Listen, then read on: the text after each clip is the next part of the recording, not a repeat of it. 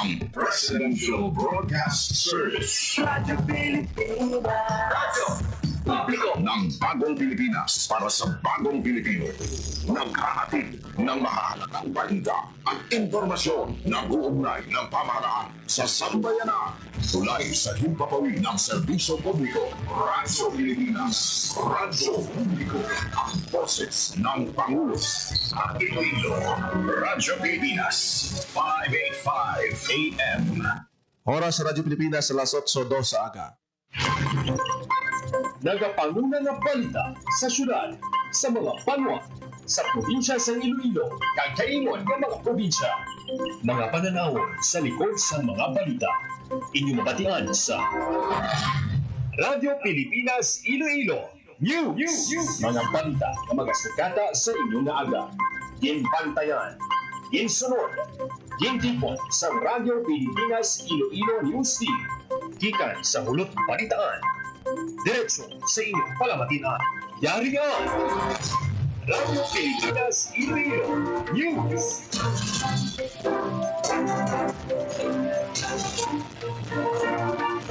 Ayaw mga Pilipinas, good morning Western Visayas. Welcome sa Radyo Pilipinas News sa mga adlaw sa Lunes, Oktubre 13, tuwing 2025. Ako ang inyong tagbalita, Janelle Baclay, kagkaroon sa aton ng mga pangulong dinalaan. Yung Iloilo Hall of Justice nag-suspend sa ilang operasyon sa sulod sa isa kasimana nasunod sa ang nabatyagan nga sudasod nga linog. Klase sa pila ka bulutuan ginkan sila sumong adlaw nasunod sa nabatyagan nga pagtayog kay nasang kagahon. Aktibidad sa Kanlaon nagapabilin nga erratic suno sa Kanlaon Volcano Observatory. Duha ka ash emission na obserbahan sa Kanlaon sa unang simana sa Oktubre. Kaso sa dengue sa probinsya sa Iloilo, nagsaka na sa mosobra 4,900. Unad sang Pasig sa ulog sa Cooperatives and Farmers Week 2025, subong adlaw. ENR Zoological Society of London ginpangunahan ang unang regional consultation sa NB Cup sa Western. Ang 5 ka barangay sa Iloilo City may problema sa pagdumala sa SK budget. Ang importansya sa pagsalig sa publiko ginpahanumdom sa DILG.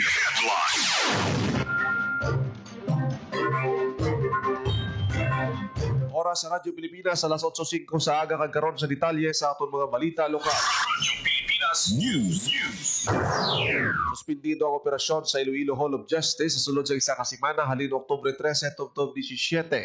Ini kasunod sa ginpagwa nga abiso pagi sa memorandum sa Korte Suprema bangod sa pending assessment sa structural integrity sa building kasunod sa kasudason nga pagluntad sa linog halin sa nagsugod ini sa Setyembre 30. Ginpanugyan na naman ang mga hukom na ipamili ng komunikasyon kag bukas para sa importante nga matransaksyon kasubong sa aplikasyon sa piyansa, habeas corpus kag iban pa. Nahibuluan na lagbatyag man sa pagtayo ng Iloilo matapos ang magnitude 5.8 nga linog nga nag-igo naman sa Bugo, Cebu kaina sa ang kaagahon. Radyo Pilipinas News. Nagpatigayon sa online classes. Sumong adlaw ang STI West Negros University sa Bacolod City kasunod sa nagluntad nga linog. Sa opisyal nga pahayag sa universidad tanang nga klase pagpatigayon online. Agud ba siguro ang safety sa ilang mga estudyante kag mga manunod. Radyo Pilipinas News. Ang aktibidad sa Kanlaon nagapabilin nga erratic suno sa Kanlaon Volcano Observatory. Radyo Pilipinas. Report. Sa detalye sa balita ni Hope Torrichante. Nagapabilin niya erratic o kung pabag-ubago ang aktibidad sa Bulkang Kanlaon sa Negros. Suno kay Miss Pearly Shanson, Science Research Specialist ang DOST FIVOX Kanlaon Volcano Observatory. Sa interview sa Radyo Pilipinas Iloilo, wala pa sang indikasyon yung panubuon o kung pataason ang alert status ang bulkan bangod naganubo kag nagataas ang mga ginalantaw nga parametro sang Kanlaon. Naibaluan niya sa 24 oras nga monitoring sa FIVOX sang Oktubre 11 tugtog Oktubre 2 12, may 3 lang ka volcanic quakes nga nabalhag apang mataas gihapon ang sulfur dioxide flux ang kanlaon kayara sa 2,693 tons kada adlaw sa Oktubre 11. Sa karon nagapabilin sa alert level 2 ukon moderate level of volcanic unrest ang bulkang Kanlaon sa Negros. Para sa Bagong Pilipinas, Hope Trichante, Radyo Pilipinas, Radyo Publiko. Radyo Pilipinas. Radyo Pilipinas News. Duha ka atisyon obserbaran sa kadlaon sa una ka duha ka semana sa Oktubre. Radyo Pilipinas. Radyo Pilipinas. Ang isang balita. Duha na ka ash emission ukon pagbugas ang abo ang naobserbaran sa DOST FIVOC sa bulkang Kanlaon sining Oktubre. Suno kay Miss Pearly Shason, Science Research Specialist sa Kanlaon Volcano Observatory, ang ulihi nga ash emission na balhag sa Oktubre 12 nga naglawig sang 13 minutos. Kadungan sini may ash fall na na-monitor sa Barangay Kabagnaan sa La Castellana. Samtang ante sini sa October 5 nagbugaman sang abo ang Kanlaon nga naglawig sang 18 minutos sa diin ang plume naglabot sa 500 meters kag nagpadulong sa nabagatnan na katundan.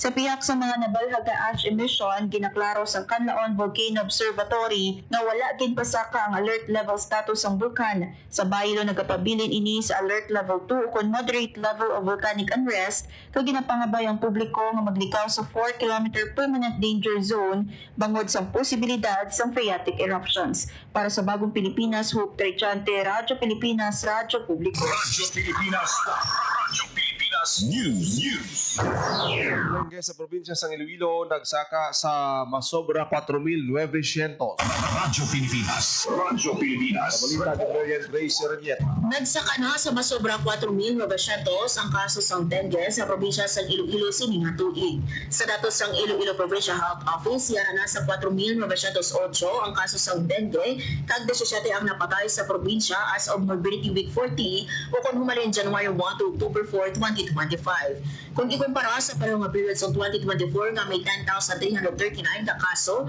kag 30 nga napatay na nubo sa 53% ang kaso ng dengue sining tuig. Pinakamadamo nga na-record ng kaso sa buong tuig ang Banwa sa Coton nga may 368, Gisunod sa Kaniway nga may 282, San Joaquin nga may 258, Dumangas nga may 243, kag Leon nga may 221. Kalabanan sa mga nagkadengue sa probinsya ang yara sa edad nga 1 to 9 years old. Para sa Bagong Pilipinas, Marian Grace Renieta, Radyo Pilipinas, Radyo Publiko. Radyo Pilipinas. Radyo Pilipinas News. Bulkan Kanlaon naka-record sa 55 ka volcanic earthquake.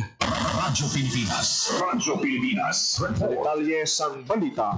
Nakabalhang sa 55 ka volcanic earthquake sa Bulkan Kanlaon sa Negros sa sulod sa 24 oras ng monitoring ang Philippine Institute of Volcanology and Seismology o FIVOX. Sa monitoring sa FIVOX sa October 13 sa sulod sa 24 oras halin October 12 may 55 na ka volcanic earthquake sa Bulkan Kanlaon kag may 1,205 tonelada kada adlaw nga napagwa nga sulfur dioxide flux nga may plume nga 300 meters ang kada ason. Ginabisuhan na pumuluyo nga wala ginapahanugutan ang pagsulod sa 4 km radius permanent danger zone o kon PDC. Para sa Bagong Pilipinas, Marian Grace Renieta, Radyo Pilipinas, Radyo Publiko. Radyo Pilipinas. Radyo Pilipinas News. Bulkan Kanlaon luwat nga nagbugas ang abo. Radyo Pilipinas. Radyo Pilipinas. Sa balita ni Hope Trichante. Nakuhaan sa litrato sa Kanlaon Volcano Observatory, Kanlaon City IP camera ang pagbugas ng abo sa bulkang Kanlaon sa Negros alas 6:47 tubtob alas 7:17 sang aga, October 12. Suno sa FIVOX ang grayish plume naglabot sa 300 meters ang kataason antes nagpadulong sa nabagatngan na sidlangan. Nagapabilin sa alert level 2 ang bulkang Kanlaon. Para sa Bagong Pilipinas, Hope Trichante, Radyo Pilipinas, Radyo Publiko. Radyo Pilipinas. Radyo Pilipinas News. Sudad sa Pasay, magasaulog sa Cooperatives kag Farmers Week 2025. halin Oktubre 13 tubtob 16. Radyo Pilipinas. Radyo Pilipinas. Report. Sa detalye sa balita ni Berian Grace Heredieta. Magasaulog sa cooperatives kag Farmers Week ang syudad sa Pasig sa Oktubre 13 tubtob 16. Bilang kabayan sa selebrasyon may nakalinya ng aktibidad ang LGU Pasig. Hiwato ng opening parade at trade fair na pagasundan sa opening program sa Oktubre 13 sa 6:30 sa aga sa City of Pasig Arena Apon Copa. Sa Oktubre 14, hiwaton ang Crops Day sa Copa. Oktubre 15, ang Cooperatives Day celebration sa Pacifico Building sa F. Palmares Street, Pasig City. Kag sa Oktubre 16, ang Livestock Day kag raffle draw sa Copa ag Plaza Paloma. Dito sa selebrasyon nga kilalahon ang importante nga kontribusyon sa mga mangunga kag mga kooperatiba sa pagpasanyo sa kasiguraduhan sa pagkaon ug pagpauswag sa agrikultura. Para sa Bagong Pilipinas, Mary Grace Aranyata, Radyo Pilipinas, Radyo Publiko. Radyo Pilipinas. Radyo Pilipinas News. Sobrang spenta ka mga scientists, people's organization, kag mga tiglawas ng local government units ang nagtambong sa unang regional consultation sa National Blue Carbon Action Partnership sa Iloilo City. Ang regional consultation ginpangunahan sa Zoological Society of London kag Department of Environment and Natural Resources. Katiguan sini nga maginud-anod sa mga stakeholders, labi na sa mga local government units, tumuro ng mga prioridad kag mag-develop sa Blue Carbon Action. Sandig sa consultation ang Blue Carbon Ecosystem, amo ang mangrove forest, seagrass, kag salt marshes. Sa Western Visayas ang halimbawa sa carbon ecosystem sa mga katugan, itibahay sa Aklan, kag ang mangrove forest sa Leganes, Iloilo. Radyo Pilipinas. Radyo Pilipinas News.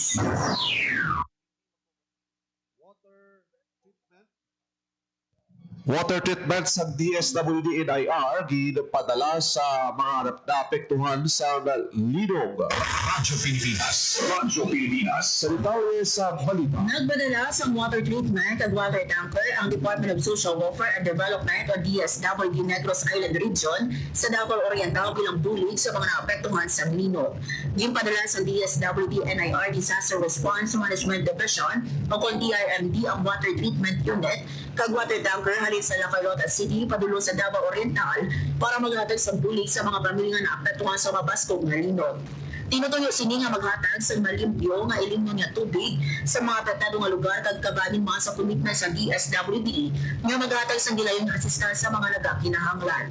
Ang deployment ang natigayon sa bulig sa City Social Welfare and Development Office o CSWD o La Carlota, City Health Office La Carlota, DSWD Quick Response Team Pantawid, ang mga driver halin sa DSWD 6 nga voluntaryo nga nagbulig para sa humanitarian mission. Madumduman nga gintayog sa 7.4 magnitude nga linog ang Davao Oriental sa Oktubre 10. Para sa Bagong Pilipinas, Mary Grace Aranyata, Radyo Pilipinas, Radyo Publiko. Radyo Pilipinas. Radyo Pilipinas News.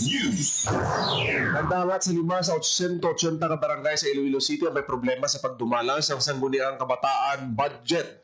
Sunod sa Department of Interior and Local Government, paagi kay Iloilo City Director Oscar Lim, kakay sa SK sa barangay MVH Nova, may problema man sa pagdumala sa pondo ang 4 pa ka barangay sa syudad. Bakong sinigi panundom sa DILG nga dapat manginhayag ang tanan nga opisyal sa paggamit sa pondo. Ginpanumduman ni DILG 6 Director Juan Jovian Liniero na hindi dapat pag-ubuo ng pagsalig sa pamuluyo kung hindi man makwestiyon ang ilang integridad. Ginpangabayman sa opisyal ang pagsunod sa proseso nga napahayag sa mga pagsulundan sa kasuguan. Radyo Pilipinas. Radyo Pilipinas News. Ipatuman sa Iloilo International Airport ang pagdula sa initial screening bilang pagsunod sa direktiba ni President Ferdinand R. Marcos Jr. Kamay ini sa inisyatiba sa Department of Transportation na panamion ng eksperyensya sa mga pasahero samtang strikto nga ipatuman ng aviation security protocols. Agud ma-complement sa bagong development sa paluparan, gin-reactivate ang employees entrance nga nagpahayag sa separado nga access point sa personnel. Sa sinisunod sa kaap, mapain ang empleyado sa mga pasahero na ibaluan nga sa transition, naghiwat sa serye sa pagpahanda ang paluparan. Radyo Pilipinas. Radyo Pilipinas News. Opisina sa DepEd Regional Office 6, temporaryo ang insuspinde. Radyo Pilipinas. Radyo Pilipinas. Sa balita ni Berian Grace Heredieta. Temporaryo nga suspendido ang obra sa Regional Office ng Department of Education Western Visayas Lunes, Oktubre 13 matapos ang nabatyagaan nga linog sa siyudad sang Iloilo. Sa anunsyo sang Regional Office, temporaryo nga suspendido ang obra haring alas 8 sa aga tubig alas 12 sa hapon sa Lunes. Pakayag sa ahensya nga magahiwat ang DepEd Regional Disaster Risk Reduction and Management Team sa komprehensibo nga assessment sa structural integrity sa mga pasilidad. Magapanubanig ang operasyon launa sa hapon sa Oktubre 13. Madumduman nga gintay og 6.0 magnitude na linog ang Cebu alauna sa isa aga sa Oktubre 13 kung sa diinabatyagan ang pagtayog sa pilang lugar sa syudad kag probinsya sang Iloilo. Para sa Bagong Pilipinas, may Grace Aranyata, Radyo Pilipinas, Radyo Publiko. Radyo Pilipinas. Radyo Pilipinas News. Having a double earthquake, ang magnitude 7.4 kag magnitude 6.8 nga linog nga nabalag sa Banay, Davao Oriental sa Biyernes, Oktubre 10. Ang duha ka linog ang lainay nga linog sa halos isa lang ka lugar na may lain-lain na magnitude. Patag sa tibok sa nakatabo iniko ang fault o contrents nagatugas ang stress para maging kabangdanan sa sequence of events. Radyo Pilipinas. Radyo Pilipinas News. Ang madalas ang 3 milyon ka pesos na balor sa bulig ang Bacolod City Government sa probinsya sa Cebu. Ginaprobahan sa Bacolod City Disaster Risk Reduction Management ang plano ng pagbalabot sa bulig sa mga lugar nga apektado sa 6.9 magnitude kalinog. Sulok kay Bacolod City Mayor Greg Casataya ang tikang pagbakita sa suporta sa syudad sa mga Cebuano nga nadulaan sa himata kag panimalay. Radyo Pilipinas. Radyo Pilipinas News. Estudyante sa Sapian Capiz ang gintudloan na hanungod sa robotics. Radyo Pilipinas. Radyo Pilipinas. Detalles sa balita. Nakaagom sa mga bagong skills sa mga estudyante sa Sapian National High School sa Capiz sa bulig sa Department of Science and Technology Region 6, Capiz Provincial S&T Office, kadungan sa ginhiwat nga Science Camp sa bilituan sa celebration sa 2025 Science Month. Gintudloan ang mga estudyante sa mga basic na mga konsepto sa automation kag robotics pinaagi sa mga interactive discussion kag demonstrations. Gintudlo kung paano ang Arduino magamit sa mga practical situations gamit ang Tinkercad, libre nga browser-based program sa paghimo sa 3D models, electronic circuits kag block-based code sa education kag designs. Magluwas diri ginpakilala man sa mga bata ang MBOTS, isa ka educational robot kits na gindisenyo gud tudloan ng mga estudyante sa programming, electronics kag robotics. Katuyuan sang training na mas maintindihan sang kabataan kung paano makaapekto ang mga teknolohiya sa pang-adlaw-adlaw nga pangabuhi kag para mas maabi-abi sang kabataan ang papel sang sensya kag teknolohiya sa pagsabat sa mga nagkalain-lain nga problema. Katuwang sang DOST6 Capiz PSTO ang Philippine Science High School, Western Visayas. Para sa Bagong Pilipinas, Hope Trichante, Radyo Pilipinas, Radyo Publiko. Radyo Pilipinas. Radyo Pilipinas News.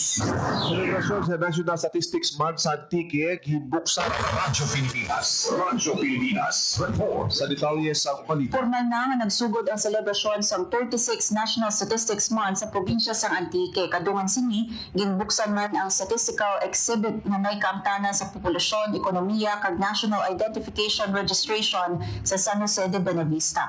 Magluwas sa exhibit ang ibang pang aktibidad na kalinya sa isa ka bulan nga selebrasyon amo ang e-poster making contest, Statistics Quiz B, 29th Philippine Statistics Quiz, presentation sa basic statistics topics sa mga junior high school, senior high school, kag college students.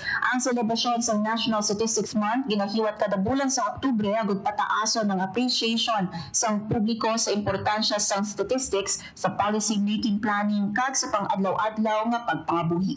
Para sa Bagong Pilipinas, Hope Trichante, Radyo Pilipinas, Radyo Publiko. Radyo Pilipinas. Radyo Pilipinas News. Sa Iloilo International Airport, nagpatigayon sa town hall meeting sa kinaduso nga PPP. Radyo Pilipinas. Radyo Pilipinas. Detalles sa balita. Naghiwat sang town hall meeting ang Civil Aviation Authority of the Philippines Human Resource Management Department kaupod ang Corporate Planning Office sagud maghatag sang updates kag kasanagan sa ginaduso nga Public-Private Partnership Initiative. Sa Sinapol ginatagan oportunidad ang mga empleyado nga magbayaw sang pamangkot report agod maklaruhan sa mga epekto sa transition sa adlaw-adlaw nga operasyon, work arrangement kag kabilugan nga development sa paluparan. Ginklaro sa Corporate Planning Office nga ang pagpatuman sa PPP hindi lamang para sa modernisasyon sa pasilidad, amo man ang maghatag suporta sa long-term welfare sa mga empleyado. Nagpasalig ang Human Resource Management Department sang assistance sa mga empleyado agud masabat ang mga workforce-related matters kung magsugod na ang PPP. Para sa Bagong Pilipinas, Hope Toychante, Radyo Pilipinas, Radyo Publiko. Radyo Pilipinas. Radyo Pilipinas News.